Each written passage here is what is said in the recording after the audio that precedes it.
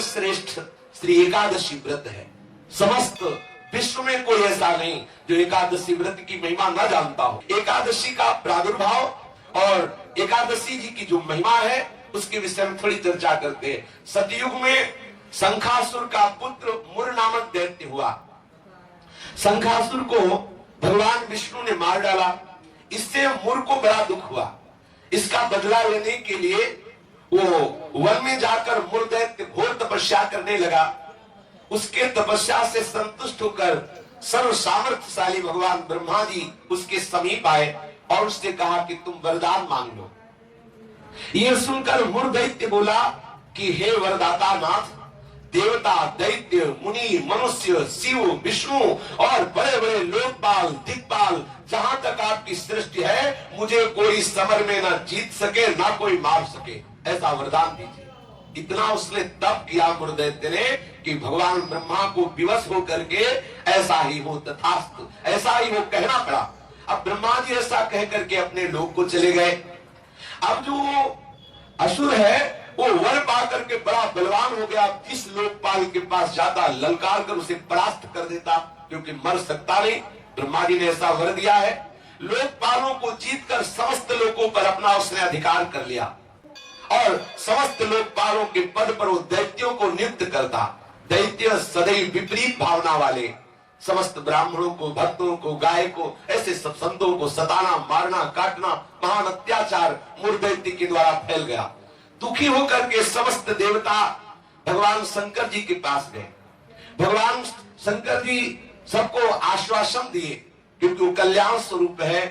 जब जब कोई भारी विपत्ति पड़ती है तो समस्त देवता महादेव जी के पास जाते हैं, फिर महादेव जी उपाय बताते हैं। जैसे समुद्र मंथन के समय हलाहल विष निकला तो किसी भी देवता की ताकत नहीं कि चख सके। महादेव जी के पास गए और प्रार्थना की तो आज भी भगवान शिव को नीलकंठ कहा जाता है, उसे धारण करते हैं। यद्यपि इनकी सेवा है सृष्टि का संहार करना, पर सृष्टि की रक्षा जहां कोई नहीं कर पाता वहां ये करने के लिए बुलाए जाते। हलाहल विष पीने के लिए किसे बुलाया गया? इन्हीं को तो बुलाया गया। सब देवताओं ने भगवान शंकर से कहा हमारी रक्षा करो। भगवान शंकर ने आश्वासन दिया और स्वयं देवताओं ने अपने पार्षदों के सहित युद्ध के लिए ललकारा। मुर दैत्य ने बहुत भयंकर युद्ध किया, लेकिन युद्ध में विजय मुर दैत्य की हुई, क्योंकि आशीर्वाद है भगवान ब्रह्मा जी का। अब देवताओं ने देखा दैत्यों की तो प्रबल सेना बढ़ती चली आ रही है।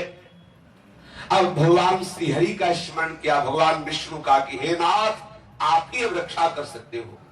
भगवान श्री विष्णु जी ने सुदर्शन चक्र का स्मरण किया और मुर दैत्य पर प्रहार किया, पर ब्रह्मा जी के वरदान प्राप्त होने के कारण भगवान के प्रिय पार्षद सुदर्शन ने उसको ऐसे घूमकर परिक्रमा करते हुए आकर भगवान के हाथ पर विराजमान हो गए, क्योंकि ब्रह्मा जी भगवान श्री हरि के ही अंश से प्रकट हुए।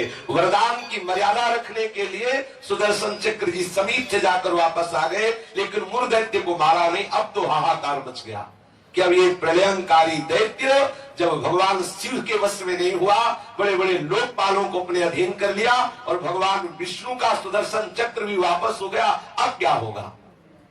सब देवता भगवान विष्णु से प्रार्थना करने लगे। भगवान श्री हरि अद्भुत लीला बिहारी है। भगवान विष्णु युद्ध छोड़कर भाग चले। मुर दैत्य ने देखा कि सबका मुखिया तो भाग पड़ा, इसको हम जिंदा छोड़ेंगे नहीं। वो गदा लेकर भगवान का पीछा किया। मुर दैत्य ने भगवान भागकर बद्री का आश्रम में गए और एक बड़ी ही गहरी एकांतिक गुफा में जा छिपे और अत्यंत श्रमित हुए निद्रावश से प्रतीत होने लगे। मुर ने गुहा में प्रवेश करके दहाड़ लगाई, कहाँ है? भगवान विष्णु को संबोधन किया, कहाँ है तू? उसी समय भगवान के हृदय से एक दिव्य शक्ति प्रकट हुई और वो शक्ति कन्या के रूप में प्रकट होकर अपने परम तेज एवं दिव्य आयुधों से एक क्षण में मुर दैत्य को मार गिराया। क्षण में दैत्य को मार गिराया। भगवान विष्णु के हृदय से एक दिव्य शक्ति प्रकट हुई, जिसने कन्या रूप धारण किया और अपने दिव्य शक्ति से उस मुर दैत्य को क्षण मात्र में सेना से नाश कर दिया। उसी समय देवताओं ने पुष्पों की वर्षा की और उस देवी की स्तुति की। स्तुति सुनकर श्री भगवान जग गए। भगवान विष्णु ने देवताओं से कहा तुम किसकी स्तुति कर रहे हो, क्या हुआ? बोले प्रभु आपके हृदय से ये कन्या प्रकट हुई और इसने सब दैत्यों का नाश कर दिया और मूल दैत्य को भी मार दिया। भगवान ने कहा कि ये कन्या जो हमारे हृदय से प्रकट हुई, ये एकादश तिथि को प्रकट हुई, 11 को, इसीलिए इस कन्या का नाम होगा एकादशी। और हे एकादशी, तुम अष्ट सिद्धियों और 9 निधियों की स्वामिनी होगी। तुम में इतनी सामर्थ्य होगी कि जो तुम्हारा व्रत रखेंगे उनके चरणों में मोक्ष लुटेगा। एकादशी का महत्व है उसके चरणों में सर्वपाप प्रशमनम पुण्यमात्यंतिकम तथा गोविंद स्मारणम मेकादस्याम पोषणम।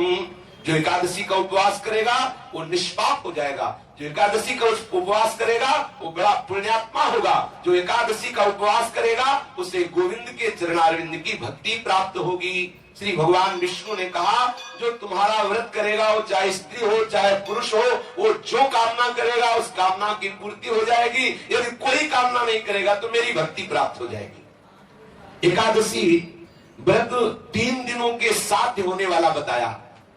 10वीं से व्रत का उपक्रम शुरू होता है और द्वादशी को उस व्रत का उपक्रम पूर्ण होता है। 10वीं के दिन एकादशी के पहले आस्यम मांसम मसूरान्नम चरकान क्रोत्रमास तथा साकम मधुपरान्नम च पुनर्भोजन मैथुने दशम्याम 10 वस्तूनि वर्जयेत् वैष्णवः सदा।